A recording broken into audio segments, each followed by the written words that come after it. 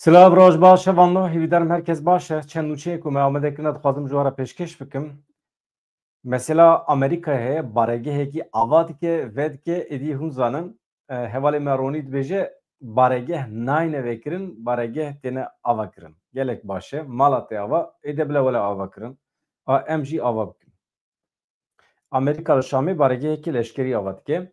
Hevalekî dijî rojê dibêje wextê tu avê ve وقتی آبی وید خوی خواه نشان نده تمام همجی خواه نشان نده پر شیرینن تماشاوانی من acayip şirinin hevanlı tamam em hem aviye bir ser ekranı vakidin mi çıdı got dakiki hazırıye ki hebu mi tam tıkaz ji emin bim ha dibeş qaz pencere hene ez hemiyan bigrim ji bo kompüteramın gran nebe vakti ku dicemi de ev cemdandım du sê care ev du sê roj sekin yene ew hîn jî feq dikin îdî wisa zû bi zû nacemide yani bloke nabe veya tiştekî baş e wekî din min dixwast ji we re behsa çi bikim tamam hevan nû tev bi xêr hatin Arafat li vê derê Arafat sona kalan yani di dawiye de maye Ümit Akgöz Malatya ava tu jî bi xêr hatî Salih Cuma Necla Ahmet li vê derê Cemile Çelik nû tev bi xêr hatin hevan nû mala we ava ji bo hatine ve hevan nû eger hûn bibin abone jî dibe nebin abone jî dibe lê hûn bibin ez kêfxweş dibim hûn nebin jî ez fehm dikim gelek hevalê me hene hevalê min ê nêz jî hene ji ber ku qeyda xwe çê nekirine li ser YouTube'ê yani YouTube da nexistine ser telefona xwe ê tabî nikare bibe abone ev jî şertekî wisa heye em bi kîjan nû çê dest pê bikin em ya ez heme ha tamam ya Ozan Canê rêzekê konser amade dike ka ez herim ez bawer dikim di Twitter xwe de eger hûn bikevin Twitter Ozan Canê tê de heye hemî konserê ku par ve dike ez hema bînim ser ekranê nîşanê ve bidim çima nebe Ozan Canê ew naxwaze me rû bêje Hozan tune ye niha rêzekê konserên Hozan Canê eger hûn biçin bişopînin bila reklama wî çê bibe bila hemû dost û hevalên me biçin bibînin baş dibe yani li ser hesabê Twitterê ê Ozan Canê heye ka Merhaba, meha 12 em konserekî li dar dixin li bacarê Gutersolê nêzîkê bacarê Bilîfeldê. Ev konser nêzîkê gelek bacara ye. Hannover, Selê, Dortmund, Essen, Köln, Duisburg, Düsseldorf, Wuppertal. Gelê me hêvîdarin mev tenê nehêlin û em bi hev re vê şaya xwe pîroz bikin. Yekî dîsa me tenê nehîştin vê konserê da bi me rane pêşkêşvana me ya hêca Leyla Ekincî. Mamoste gelek hêca jî li ser orkestrayê ne. Mamoste Necmedîn keman, Yasîn Poyraz bilûr, saz û erbane Dilyar Şêxo, bağlama Ali İkizler, gitar Mazlum Rewşan, ritim Murat Bakrat, keyboard Lorenz Cengo. Ez vana gişkara gelek spas dikim me bi tenê nehîştin.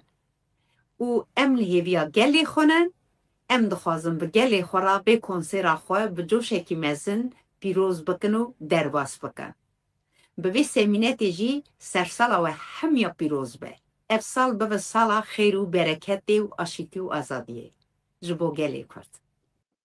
Bi vîya we hevanû hat fehm kirin hevalên ku bixwazin biçin konsera Ozan Canê dibêjim bi tenê nehêlin hûn dikarin biçin lê telefona wî reqem li wê derê li ser hesabê wê yê X'ê ye hûn dikarin bibînin em hema dest bi nûçiyan bikin berdevka Dem Partiya Xefî Rêzdar Ayşegül Doğan îro di derbarê naveroka civîna doh ya meyakê de tu me behs kiribû ka behsa çi kirine îro Ayşegül Doğan dibêje naveroka wî berdevka Dem Partiya Ayşegül Doğanê piştî civîna Komîteya Rêveberiya Navendî ya partiya xwe daxuyaniyekê da Doğanê amaje bi wêyekê kir ji bo ku çek bi temamî ji holê rabin ev rew şimayînde bibe lazım komisyon godariya Rezdar Abdullah Öcalan bike bangê de silatê kir ku divê mijarê de êdî berpirsyariya xwe bînecî.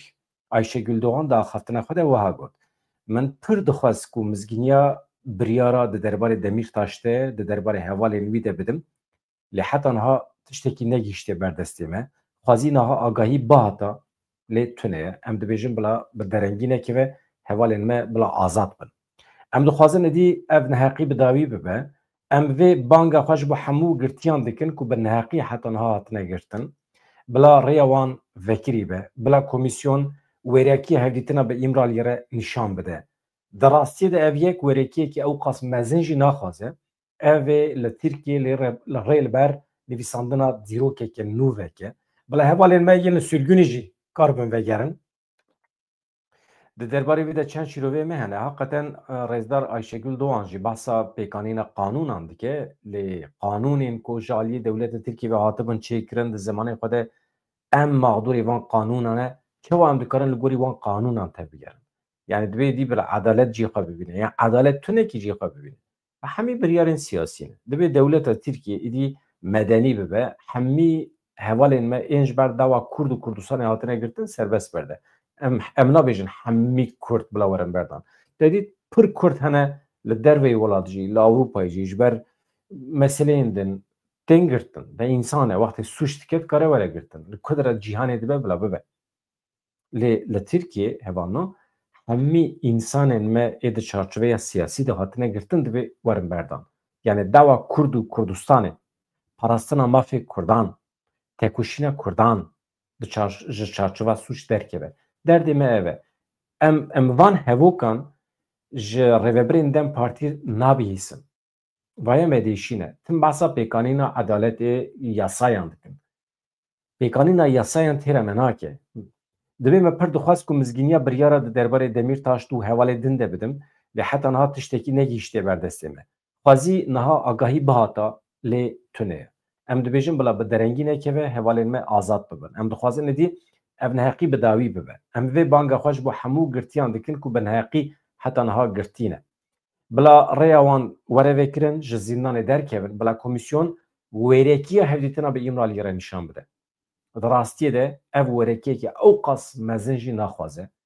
Ev ê li Tirkiye rê li ber nivîsandina dîrokeke nû veke, bila hevalên me yên li sürgûnê jî kar bin vegerin.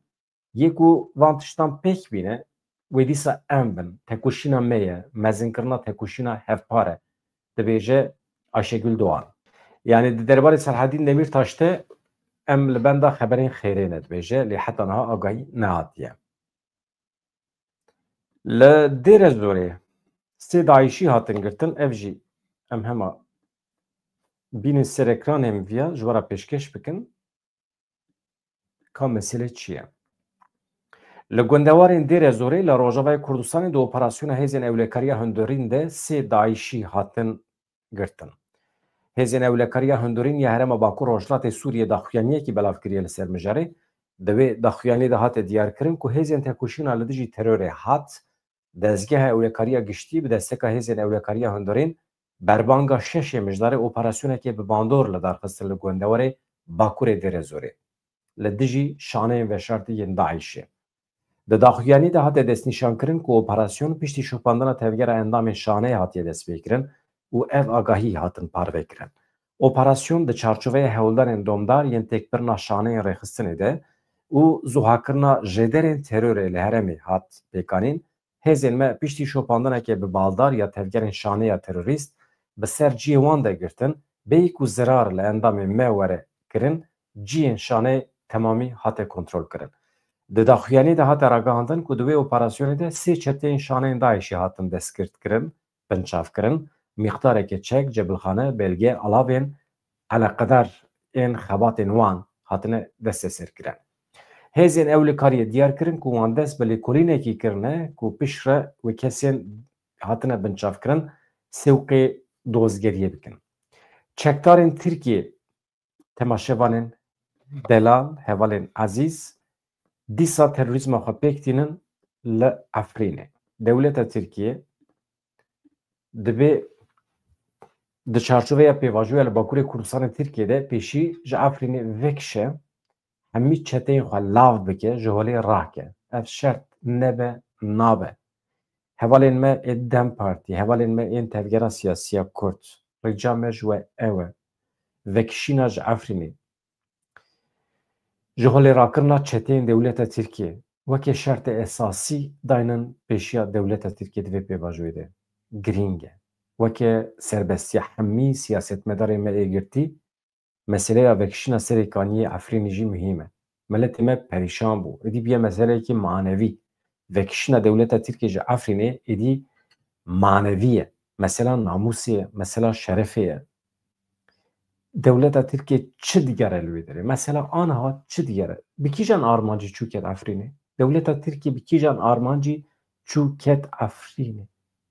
Ne? Digot hêzên Partiya Karkerên Kurdistanê li Efrînê ne? Wê derê bi rêva dibin, ez çim wê derê belav dikim. Armanc ev bû. Ma tiştekî din hebû? Na. Aniha tu bi PKK re rûniştî ser masê. PKK biryar da xwe fesih bike. Tu hêzeke çekdarî ya girêdayî Partiya Karkerên Kurdistan li Efrînê nemaye. Tu çima li wê derê disekînî?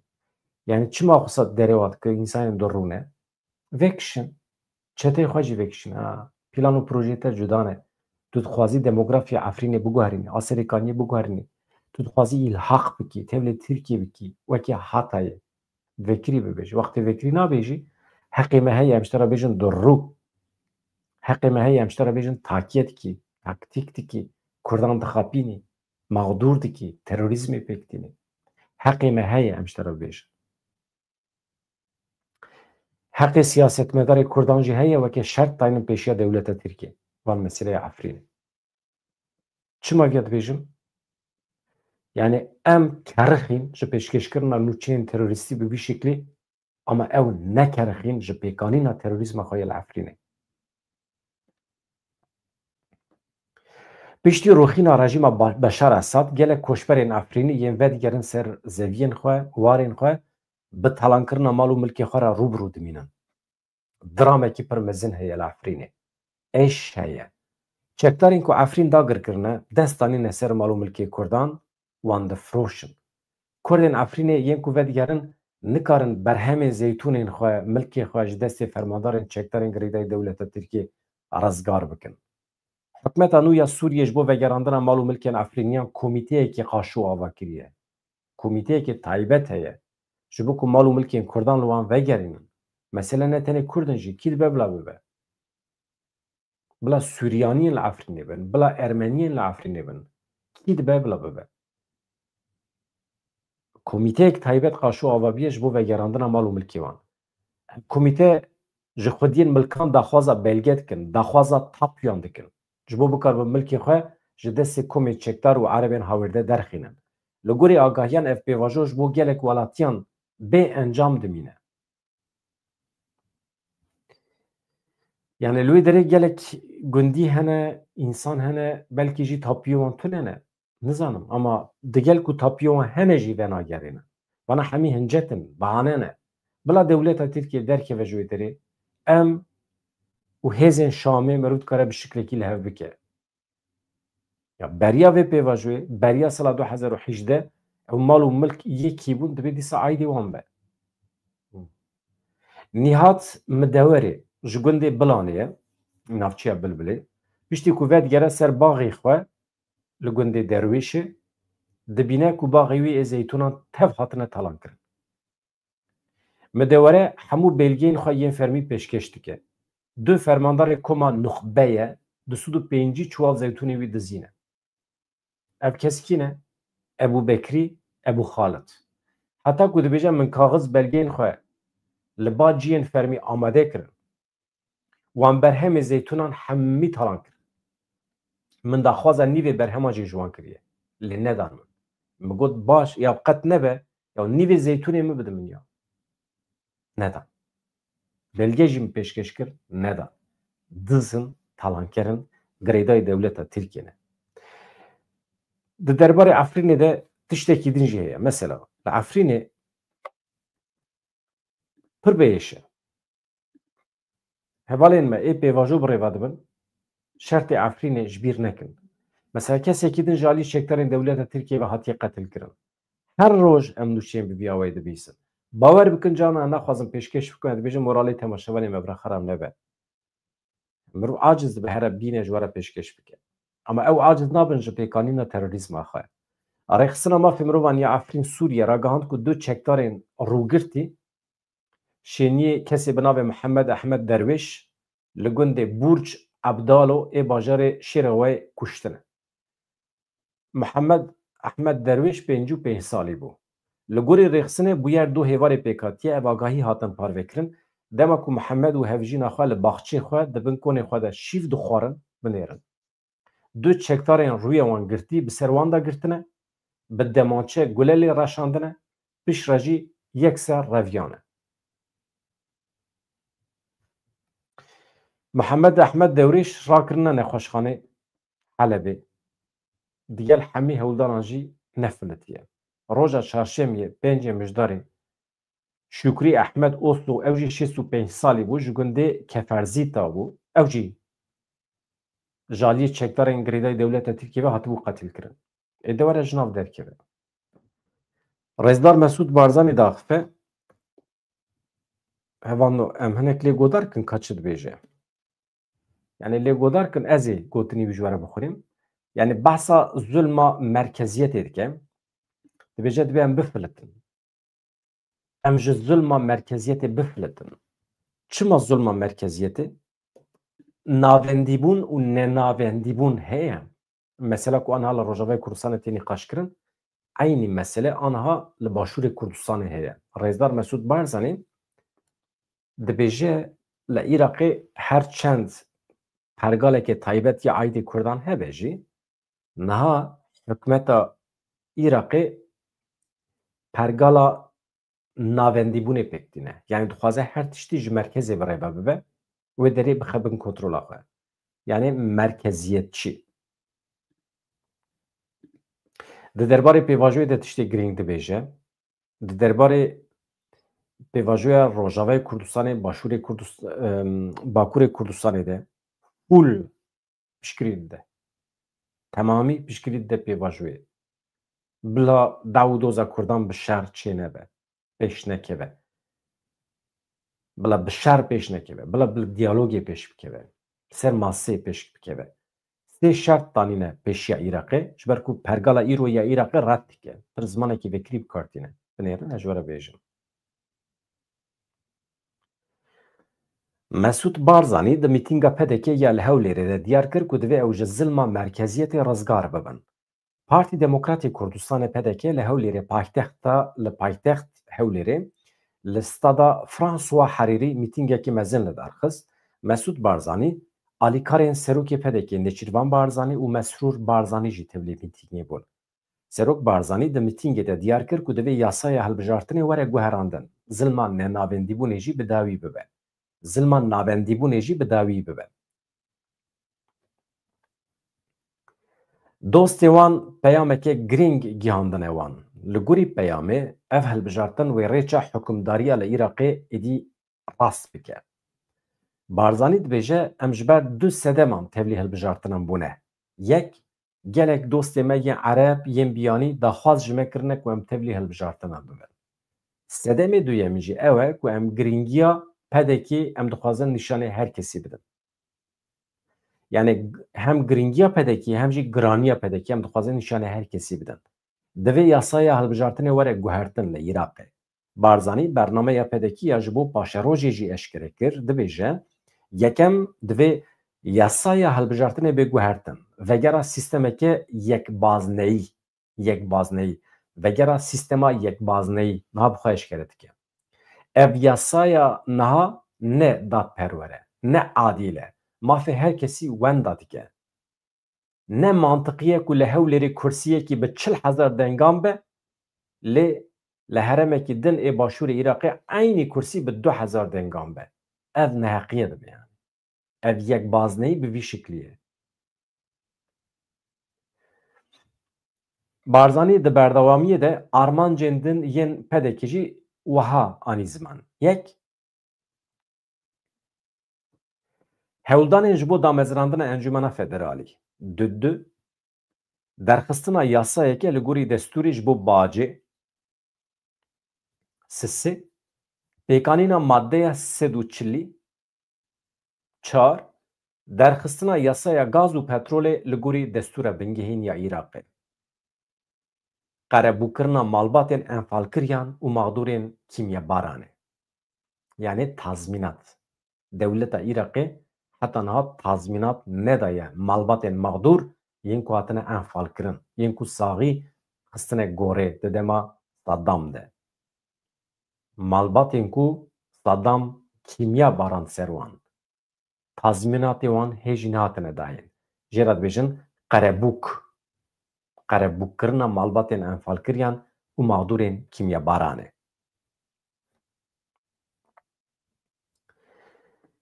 Dibêje em dixwazin ji zilma merkeziyetê rizgar bibin. Gelo behsa serxwebûnê dike, gelo behsa cihêbûnê dike.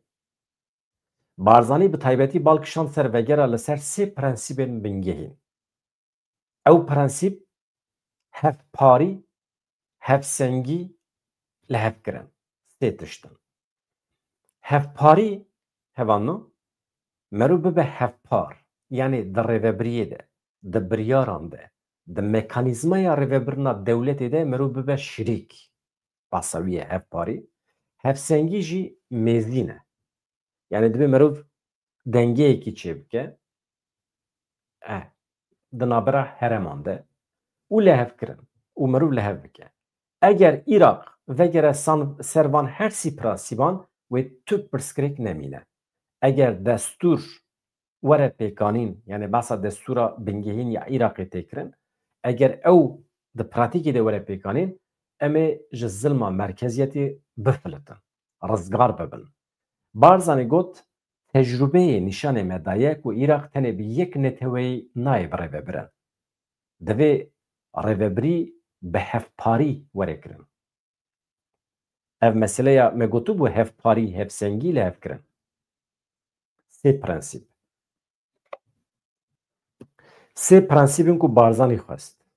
Ev meselekî cuda ye. Niha em werin ser meseleya din pergala siyasî. Yani dibe tecrübeyên me, hafızaya me, zanîna me nîşanê me daye ku Iraq tenê bi yek neteweyî nayê birêvebirin. Divê rêvebirî bi hevparî were kirin. Yani em şirîkê hev bin, di biryaran de em bi hev re bin. Em bi Iraqeke federal, demokratîk pirnetewer ne. Ne bi Iraqê dîktatör. Em alîgirê Iraqeke federalin, demokratîkin. Iraqeke pirnetew. Iraqeke dîktatörî em naxwazin. Em bi hemû quweta xwe, em bi hemû şiyana xwe piştgirî didin pêvajoya çareseriyê. Ev gotina şiyan hevano min gelekî hez kir, li cem me Bakurê Kurdistanê zêde nayê bikaranîn, li Colemêrgê, li Botanê qismekî tê bikaranîn. Şiyan yani hêza bikaranînê.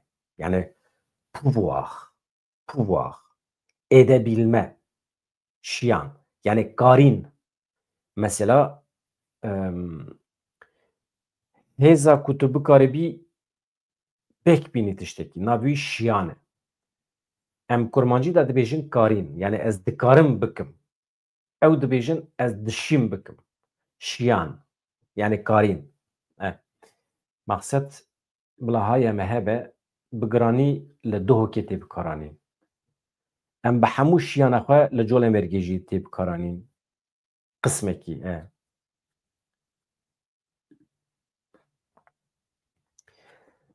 Mesûd Barzanî pesnê çanda bihevre jiyanê ya li Kurdistanê da.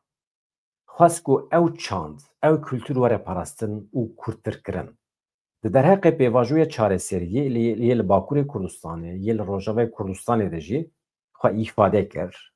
Got em gelekî kêfxweşin, dilxweşin, li perçeyên din ên Kurdistanê pêvajoya aştî heye, êdî dest pê kiriye. Em bi hemû şiyana xwe alîkariyê piştgiriyê didin wê pêvajoyê. Em hêvî dikin ku ew pêvajo serkeftî bi encam bibe, dibêje Rêzar Mesûd Barzanî.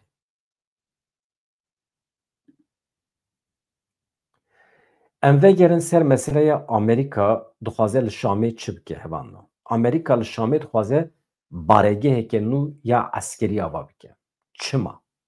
Çi derdê Amerîkayê heye diçe li Şamê baregeheke eskerî vedike yan ava dike.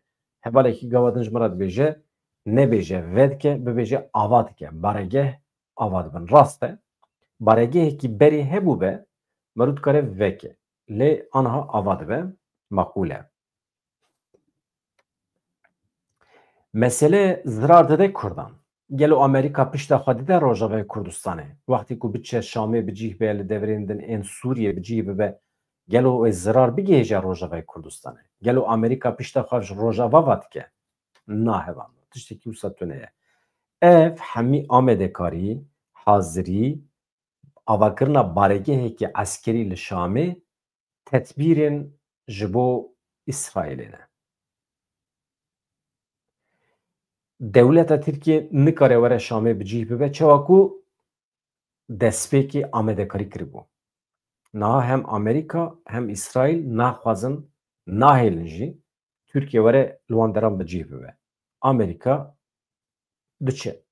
Em binêrin ka kîjan armancî diçe. Yani helaqayê bi Kurdan tune ye. Dijîtiya Tirkan dikin rast e.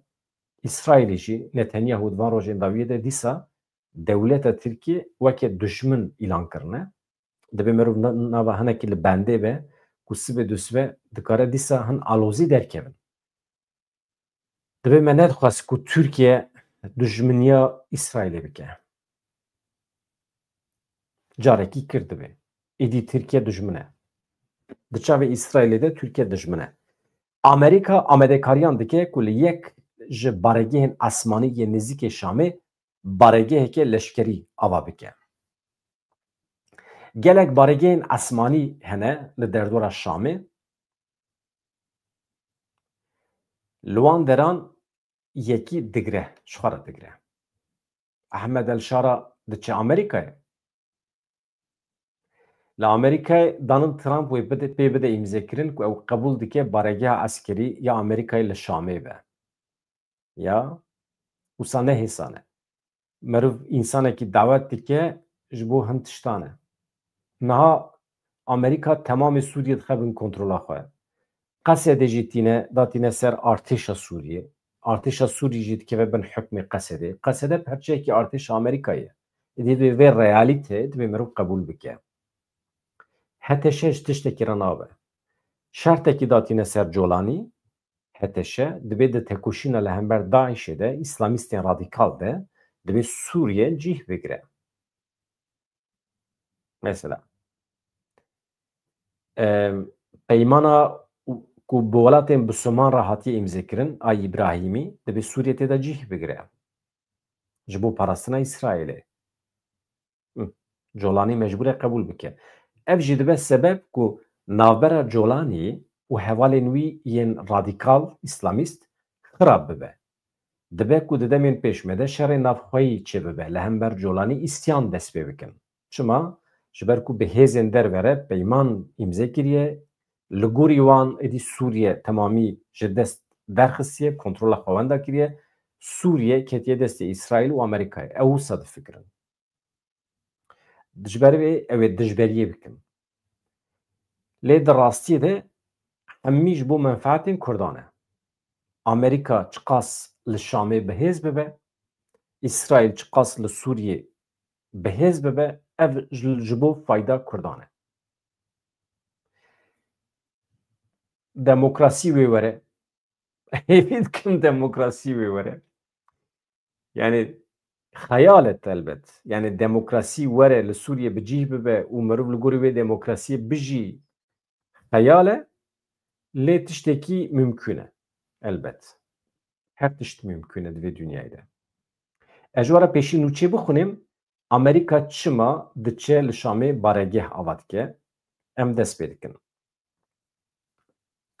Amerîka amedekariyan dike ku li yek baregehên esmanî yên nêzîkê Şamê baregeheke leşkerî ava bike.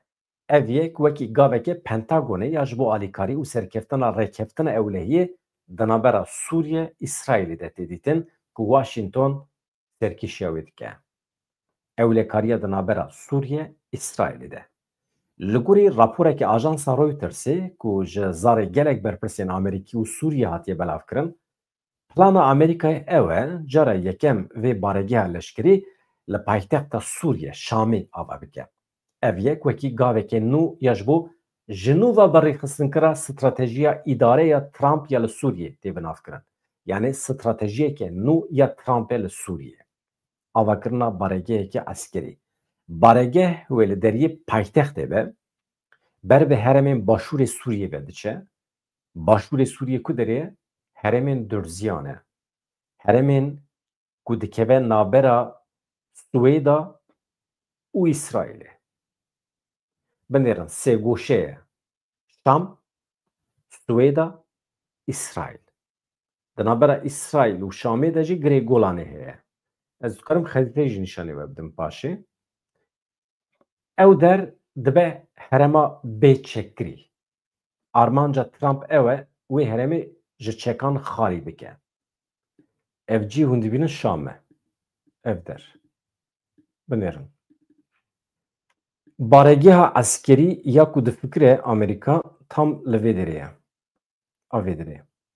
Ev cî kes ku hûn dibînin di navbera Şîn û Swêdê de ev ciyê îşaretê sembola balafirê lê ye ev der Swêda ye. Heremeke niha xweser e weke Rojavayê Kurdistanê pergala wana siyasî heye. Ev herema ku hûn dibînin di navbera vê megafon heta jêr ev herem Dara ye. Navbera Ürdün û Sûriyê de ye. Dibe herema bêçek. Dikeve kontrola Amerîkayê. Ev herema ku hûn dibînin ji Damaskus Şamê ji wê derê heta jêr heremekî bêçek. Nûçe tê de agahî hene ez hema ji we re pêşkêş bikim. Baştir e hûn ê bibin xwedî agahî hevan me.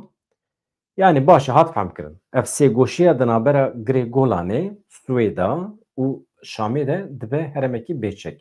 Dikeve kontrola İsraîlê. Yani ew qasa vekiriye. Yani îjab nake mirov li dorê bigere. Virda wê de bibe û bîne xilas yani. Colanî jî ji bo wî diçe Amerîkayê ji bo îmze bike, erê bike. Em li ku derê mabûn yani berpirsekî Amerîkayê ku nexwast navê xwe eşkere bike tiştekî gotiye. Berpirsên Amerîkî ên welatên Ewropayê yên Sûriyê jî ji Reutersê re ragihandin ku Amerîka plan dike wê baregehê ji bo çavdêriya wê rêkeftina ku tê çaverêkirin ku em li bendê ne di navbera İsraîl û Sûriyê de were îmzekirin bikar bîne. Biryar hatiye girtin ku roja duşemiyê yani 11 Meyê duşemiyê Serokkomarê Sûriyê ê demkî Ehmed el-Şara li koşka spî li Amerîkayê bi serok Donald Trump re li hev bicive. Armanc ew e rêkeftinekî pê bide îmzêkirin. Binêrin baregeh wê li deriyê paytextê ve ber bi heremên başûrê Sûriyê ve diçe, ber bi jêr ve diçe. Li gorî rêkeftina ewlehiyê ya ku di navbera Sûriye İsraîlê de hatiye îmzêkirin, hikûmeta Amerîkayê pêşengiya wê dike, yani ev peyman çêbiye yani xilas yani. Cav li rêyê ku ev herem bibe heremeke bêçek. Biryar hatiye girtin roja duşemiyê Ehmed el-Şara li koşka spî bi serokê Amerîkayê Donald Trump re bicive. Berpirsên Amerîkî ên welatên Ewropayê ên Sûriyê ji Reutersê re ragihandine ku Amerîka plan dike wê baregehê ji bo çavdêriya wê rêkeftina ku niha em li bendê ne di navbera İsraîl û Sûriyê de were îmzekirin bikar bîne. Berpirsekî Amerîkayê din jî nexwast navê xwe eşkere bike, kamînera wî çi gotiye? Amerîka bi berdewamî helwesta xwe ya leşkerî ya li Sûriyê dinirxîne da ku bi Daişê re rûbrû bibîne, rûbrûyê Daişê bibe. Binêrin. Amerîka bi berdewamî helwesta xwe ya leşkerî ya li Sûriyê dinirxîne da ku rûbrûyê Daişê bibe lê em tiştekî li ser cih baregehên ku hêzên Amerîkayê tê de çalakin nabêjin. Yani aniha hin baregehên din hin hêzên Amerîkayê hene tê de çalakin hene lê dibe em cî wan nabêjin. Berpirsekî leşkerî ê Rojavayî di derbarê vê plana Amerîkayê de got Pentagonê de du mehên borî de gavên di nava planê de bileztir kirine, baregeh nirxandiye û kontrol kiriye. Ev wextê dibêje berpirsekî leşkerî ê Rojavayî yanî yekî Ewropî duê manê de dibêje. Yani Amerika ev du mehên di nava faaliyetê de ye, diçe Şamê kontrol dike, zemîn amade dike. Du çavkaniyên leşkerî yên Sûriyê jî ragihandin ku guftugûyên teknîkî yên li ser bikaranîna wê baregehê ji aliyê hêzên Amerîkayê ve tenê ji bo armancên lojîstîkî, çavderîkirin, alîkariyên mirovî ne. Serweriya hikûmeta Sûriyê ya li ser baregehê bi temamî wê bimîne. Vaya jî hûn jî zanin derew e. Ya hat femkirin. Çavkaniyekî eskerî yê Sûriyê dibêje ev tenê ji bo alîkariya mirovî ye, ji bo lojîstîkî ye, xwarin vexwarin filan bêvan, ne ji bo meselên eskerî ye. Hikmê me yê li ser wê derê wê dewam bike. Berpirsekî leşkerî yê Sûriyê eşkere kir ku wezîfedarên Amerîkî bi balafireke leşkerî ya cûreyê C-330 çûne serdana baregehê da ku piştrast bibin ka xeta firînê ya ji bo wê herêmê guncaw e ne guncaw e. Yani dest dide yan dest nade. Çavkaniyekî ewlehiyê ya Sûriye ragihand wekî qonaxa teskirina baregehê demeke balafirên Amerîkayê li wê baregehê dadikevin. Zêdetirî 10 salan e hêzê xwe li Rojavayê Kurdistanê ji xwe bi cih kiriye Amerîkayê. Pentagonê meha Nîsana borê ragihand ku wê hejmara leşkerên xwe yên li Sûriyê ji bo 1000 leşkerî kêmtir bike. Ahmed El-Şara ragihand ku her hêzekî Amerîka ya li nava axa Sûriyê hebe divê bi razîbûn bi rêkeftina bi hikûmeta nû ya Sûriye re be. Elbet wisa ye ji bo wî tu diçî Amerîkaya Ahmed El-Şara jî tiştî komîk dibêje. Yani we hebûna Amerîkayê eger hebe jî bila hebe lê divê bi me re lehev bike. Tu yê diçî Amerîkayê tu îmze bikî. Berpirsên Amerîkî radigihînin ku çav li rêya Sûriyê di demeke nêz de bibe endamê hevpeymaniya navnetewî ya li dijî Daişê. Bibe yani bibe perçeyekî koalîsyonê wekî qesede lê bi pêşengiya qesede, bi tecrübeya qesede. Berpirsên Amerîkî eşkere kirin plana vekirina wê baregeha leşkerî ji aliyê Amerîkayê ve yek ji mijarên serekeyên serdana 12 îlonê ya fermandarê navendî yê Amerîkayê CENTCOMê General Brad Cooper ya ji bo Şamê bûye. Yani ev camêr wextê çûye Şamê ji bo vê meselê çûye. Berpirsên Amerîkî bal dikişine ser wê yekê ku îdareya Trump zext xistiye ser Sûriyê da ku beriya dawiya vê salê bigihêjin lehevhatinekî bi İsraîlê re. Beriya serdana Ahmed El-Şara ya ji bo Washingtonê rêkeftin divê were îlan kirin. Ev meseleya hevando meseleya peymana Abrahamê çend welatên Musulman îmzê kirine. Ez dixwazim hinek derheqê wê de agahî bidim ji ber ku Kazakistan îmzê kiriye. Kazakistan jî tevlî peymana Abrahamê dibe. Çawa tevlî dibe? Peymana Abrahamê çi ye? Bi kîjan armancî hatiye çêkirin. Kazakistanê baweyekê fermî ragihand ku ew ji bo ragihandina aştiyê ya bi İsraîlê re tevlî peymana Abrahamê dibe. İbrahîmî yani peymana İbrahîmî. İmzekirina van peymanan ji aliyê Kazakistanê ve zêdetir gaveke sembolîk e ji ber ku ji xwe peywendiyên wan ên dîplomatîk bi İsraîlê re baş in. Hikûmeta Kazakistanê di daxuyaniyekî de dibêje beşdariya me ya çavêrêkirî ya di peymana İbrahîmî de berdewamiya xwezayî mantiqî ya siyaseta derve Kazakistanê ye li ser bingeha diyalog, rêzgirtina hevbeş, aramiya herêmî hatiye avakirin. Peymanên İbrahîmî pêvajoyekê ku sala 2020 dest pê kiriye, rê ji asayîkirina peywendiyên di navbera gelek welatan de ku piraniya wa Musulmanin û İsraîlê de vekiriye. Berpirsekî Amerîkayê radgihîne Kazakistan ji ber ku hewl dide peywendiyên xwe yên bi İsraîlê re kûrtir bike wê tevlî van peymanan bibe. Kazakistan wê êvara pêşemiyê li gel welatên din yên Asyaya navên bi serokê Amerîkayê Donald Trump re tevlî lûtkeyekî bibe. Yani civînekî bilind ya serokan. Trump roja çarşemiyê çi got? Gelek kes hene niha tevlî peymana İbrahîmî dibin em hêvî dikin ku di demekê nêz de arazîbûna Erebistana Suudî jî were bi dest xistin. Trump her wiha zextiyê li Sûriyê jî dike ku ew jî tevlî vê dest yani tevlî vê peymana İbrahîmî bibe. روجا دوشمی یک جمجارین کو اوی به احمد الشر را نقاش بکه نقاش ناکه اوی بده قبول کرن اف به سال 2020 پیمان ابراهیمی ریل بر آسایی کرن نورمالیزه کرنا پیوندی اندنا برا اسرائیل و ولاتین وکی امارات عربی بحرین مغرب سودانه ده بکره بو gerek welatan bi taybetî Erebistana Suedî, Sûriye, Lübnan ev peyman red kirin. Tevlî nebûn. Erebistana Suedî berê ji bo asayîkirina tekiliyên bi İsraîlê re bi Amerîkayê re di nava danûstandinan de bû. Lê piştî destpêkirina şerê li Gazayê ev helwesta xwe şûn vekişand. Yani hindik mabû tevlî bibiya. Tevlî dibû jî. Erebistana Suedî teqez dike ku heta ber bi avakirina dewletekî serbixwe ya Filîstînê ve pêşketinekî çêne be ew nikare peywendiyên asayî bike. Yani şertê Erebistana Suedî ew e ji bo tevlî bernameya peymana İbrahîmî bibe divê dewleta Filîstînî were îlan kirin. Bu şertê ancak dikare tevlî bernameya İbrahîmî bibe. Peymana İbrahîmî. Ev yek jî egereke ku sebebeke ku Serokvezîrê İsraîlê Benyamin Netanyahu demekî dirêje li dijî wê derdikeve.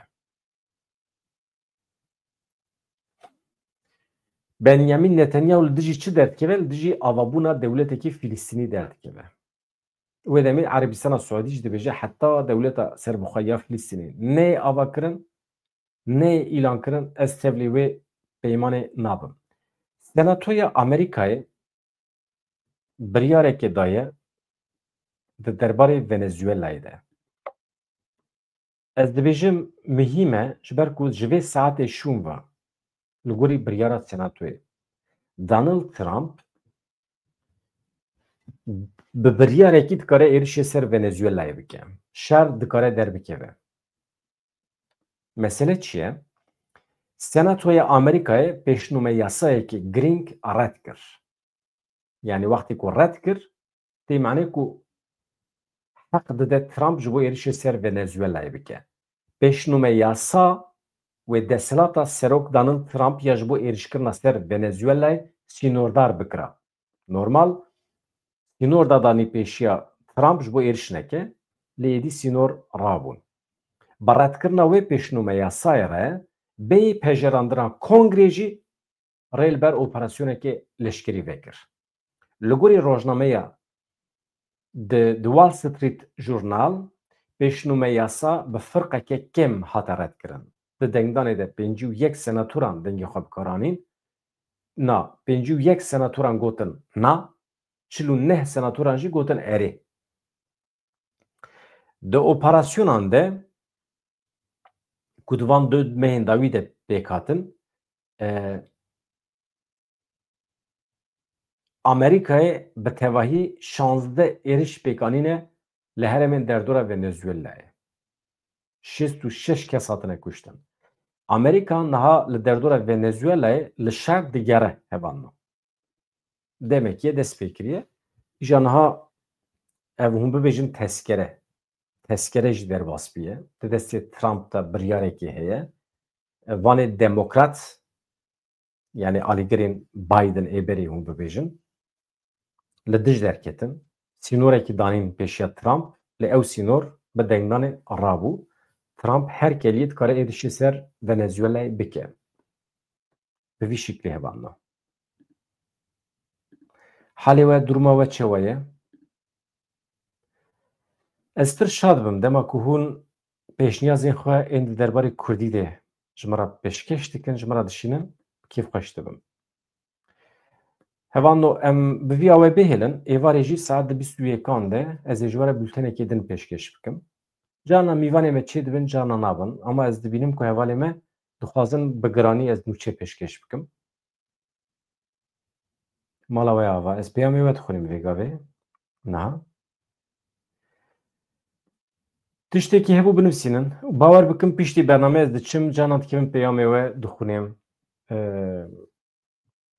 Bibin abone ve kanalê pêş bixin kêf xweş dibim. Wextê hûn dibin abone hevalên ku îmkanê wan hene eger bibin endam jî baştir dibe. Endametî hûn ji zanin ji xwe çawa ye? Yani katıl butonu heye li derekî.